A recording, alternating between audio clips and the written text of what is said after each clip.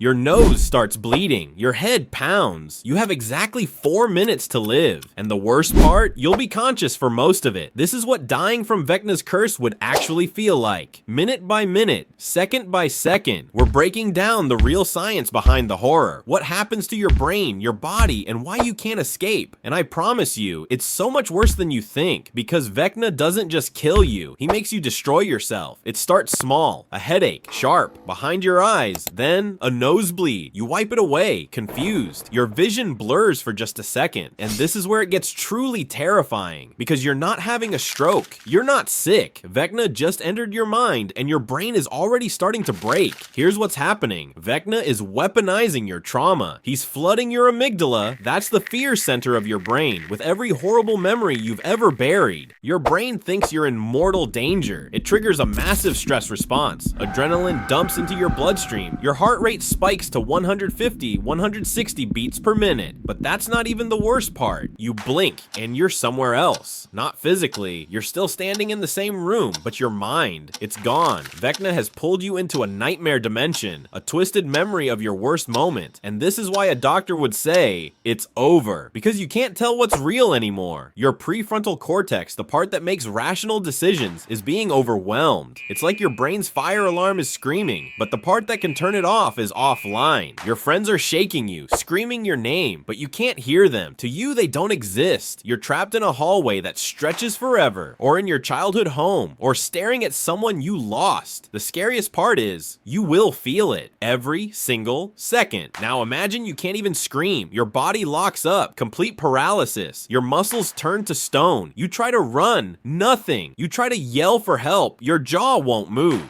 This is called catatonia, and it happens when your brain is so overwhelmed by fear that it shuts down your motor control. You think this is painful? No. What happens in 10 seconds is worse, because now Vecna starts lifting you, not with his hands, with your own mind. Your body rises off the ground, limbs snapping into unnatural positions. And here's the thing, you're doing this to yourself. Shock fact number 1, your muscles are strong enough to break your own bones. Right now, your brain normally limits muscle contractions to about 30% of maximum strength to protect you. But when that limiter is removed by extreme stress, seizures, or psychic manipulation, your muscles can contract hard enough to fracture your skeleton. And that's exactly what's happening. Your eyes are bleeding now, not just your nose, your tear ducts, your ears. The pressure in your skull is building. It feels like your head is going to explode. It might. Here's what's actually happening inside. The blood vessels in your brain are rupturing one by one. This is called a subarachnoid hemorrhage, bleeding between your brain and skull. The blood pools, compresses your brain tissue, and cuts off oxygen. Now imagine you can't even scream. Shock fact number 2, your brain can only survive 3 to 4 minutes without oxygen before permanent damage begins. After 6 minutes, brain death. And right now, with blood flooding your cranial cavity and your heart beating irregularly from pure terror, parts of your brain are already dying. And this is the moment when your body starts shutting down piece by piece. But wait, can you survive this? The honest answer, almost zero chance. Once Vecna has you in his trance, once the physical trauma starts, your brain is already catastrophically damaged. Even if someone broke you out right now, the hemorrhaging, the oxygen deprivation, the trauma, you'd likely need emergency brain surgery and might never fully recover. But following the show's logic, there is one slim possibility: an anchor, music, a memory, a voice, something so powerful it can cut through the nightmare and remind your brain what's real. It's like a lifeline thrown into drowning darkness. It wouldn't heal the damage, but it might